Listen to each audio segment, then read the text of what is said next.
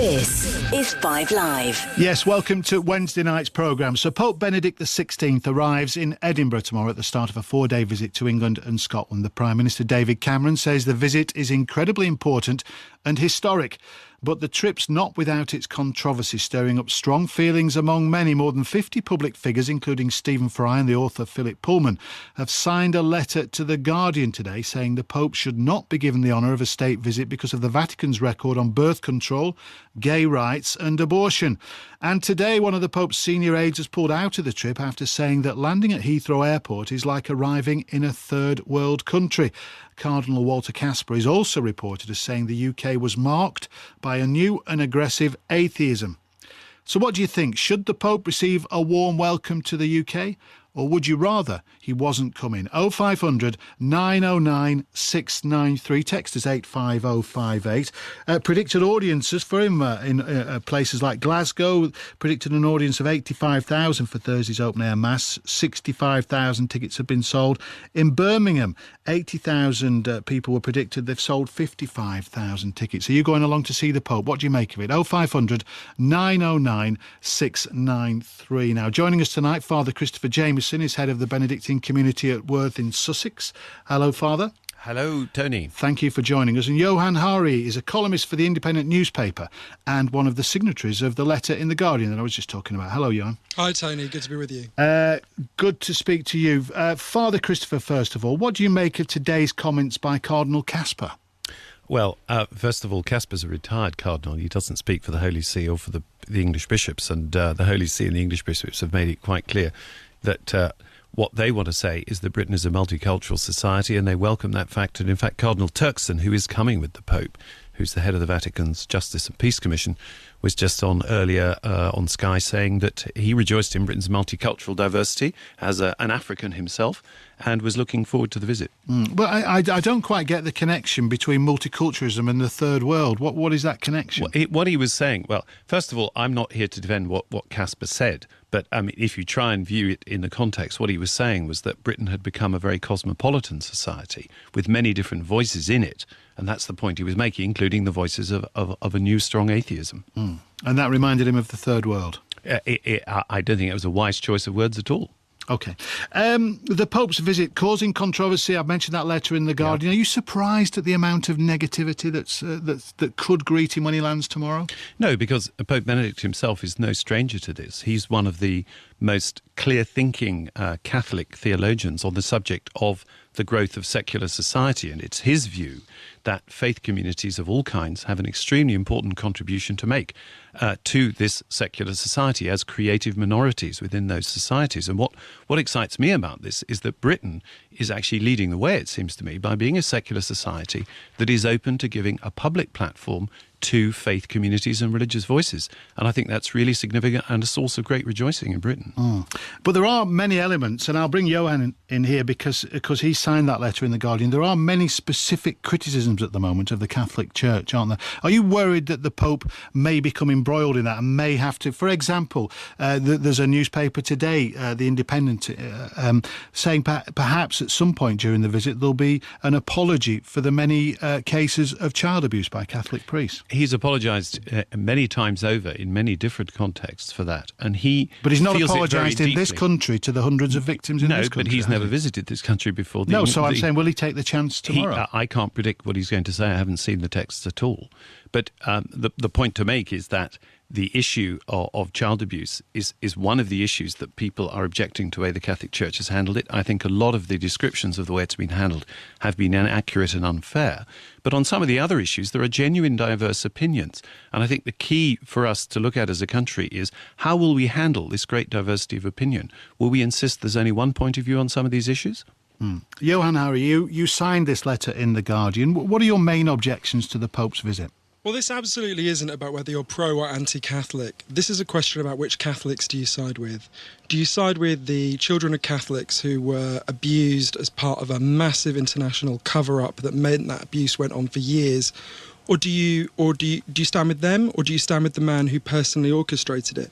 I think it's really important for people to understand Joseph Ratzinger, who arrives tomorrow, was for 25 years in charge of the Congregation for the Doctrine of the Faith, which is the part of the Vatican that enforces Catholic doctrine, and was personally in charge of the child abuse allegations. And there's a very clear paper trail showing that he personally orchestrated the cover-up. For example, in 2001, he wrote to every bishop in the world and said child abuse allegations should be dealt with, quote, in absolute secrecy and be completely suppressed by perpetual silence on pain of excommunication. Now, anyone who wants to can Google that, look it up. I urge people to read in full the conspiracy to pervert the course of justice that he orchestrated. But we can look at specific cases. We don't have that many specific cases because Joseph Ratzinger, who we've been told is sorry, refuses to allow the police to see any of the Vatican documents. But let me give you an example that was leaked by decent Catholics.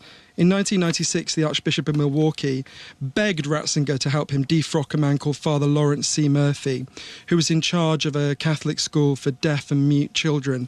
We now know he raped, and indeed the Archbishop told Ratzinger, he raped over 200 deaf and mute children. He raped them in the confessional, amongst other places, because he knew they couldn't speak out. Some of them were as young as 7 years old. Ratzinger didn't even write back. 8 months later, he called Father Murphy to what's called a trial in the Vatican, but Vatican trials have no punishments apart from telling people they have to pray and repent. Okay. And so just to be clear, Father Murphy refused to go, and Ratzinger replied saying, well, why don't you go on a spiritual retreat? He died unpunished years later. That's Joseph Ratzinger personally did that. Okay, Johann, I understand what you're saying, and there are other examples allegedly linked to a reluctance, certainly on the Church's part, to punish. It's not a reluctance. To punish. Johann, sorry. With the point. No, let me get to the point that I'm trying to make. What can he do during his visit to this country to? Can he do anything? That's the question, really. Can he do anything to make up for that, or should he just not be coming at all? Well, there's three things there. One is, if he's genuinely repentant, which I don't think is true, because even 3 months ago when the Belgian police tried to seize some computers that belonged to bishops, he called it who were being investigated for child abuse, he called it deplorable and compared it to the Soviet Union. But if he's repentant, he should do three things. Firstly, and I would implore Father Jameson to join the campaign for him to do this. Firstly, he should open all the files to the police in all the countries, or over 50 countries, where police want access to the files. Secondly, he should hand over the fugitives from justice who he's harbouring in the Vatican, like, for example, Cardinal Bernard Law, who's wanted in Boston for questioning about his role in massively covering up endemic rape of children in that area. All right. But thirdly, he should hand himself over to the police. There is no other group of criminals who we ask simply to apologise. Father Christopher, I don't particularly want to go into specifics tonight, but this is There were a huge number of inaccuracies in what Johann Hari said. Anyone who wants to can Google this, and they can check the facts for themselves. As I've said, it's the context that you're not getting there, Johann. I don't want to dwell on. You may think there's an acceptable context for saying that a man who raped 200 deaf and dumb children should merely go on a spiritual retreat. In order to take this discussion further, I don't want to dwell on specifics, but I am willing to talk about the child abuse scandal because, Father Christopher, you will accept that a lot of people are concerned about what's happened within the Catholic Church. Absolutely. And do you accept that these accusations are going to dog the Pope's visit? What can he do? What do you think he's willing to do? I think that he's in a very difficult position because some people, as Johann do, see him as part of the problem. Other commentators, not only Catholics, but other non-Catholic commentators and indeed atheist human commentators, see the 2001 letter actually as the turning point in the way the Church dealt with it. So, for example, in this country, it was also the turning point for introducing new child protection measures, which are now commended by the government in this country to other institutions.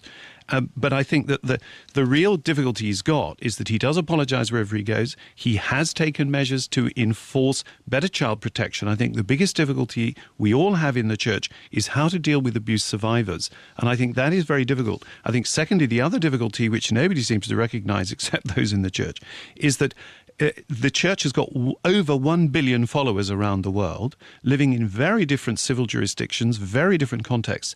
I worked as the head teacher of a boys' boarding school run by a religious order, and I was there in 1989 when the Children Act was introduced into this country. We had a great difficulty getting, as head teachers, getting all our teachers to move at the same speed. It was extremely difficult. And here we are 20 years later after we've had the 1989 Children Act enforced by the criminal justice system in this country, and still children are abused in this country. Imagine extending that to 1 billion people around the world. Father It's extremely Jameson, difficult to do. Father Jameson, can I ask, do you believe that Joseph Ratzinger should open all the relevant files to the police? And do you believe he should hand over the fugitives from justice? If there were secret files to open, I would say yes, but the thing is that the files that the Vatican has are all simply copies of diocesan files, and the Pope has already said that everybody should cooperate with the civil authorities in the way they should. So, for example, your allegation about the... Yes, he has. He hasn't said that. The word he has indeed says it. He said that they should cooperate. It happened recently this year. The Belgian bishops issue, you said that it was terrible that he said the raid on the Belgian bishops was deplorable. The Belgian High Court has just declared that raid by the police on the bishops to be illegal and has actually complicated the situation. Johann, so we are just simply limited by time tonight. Yeah, I think we should move on to other aspects of the visit. You say that. You may want to move on from the mass rape of children. Johann, I'm conducting this interview, okay? I'll bring you in a second.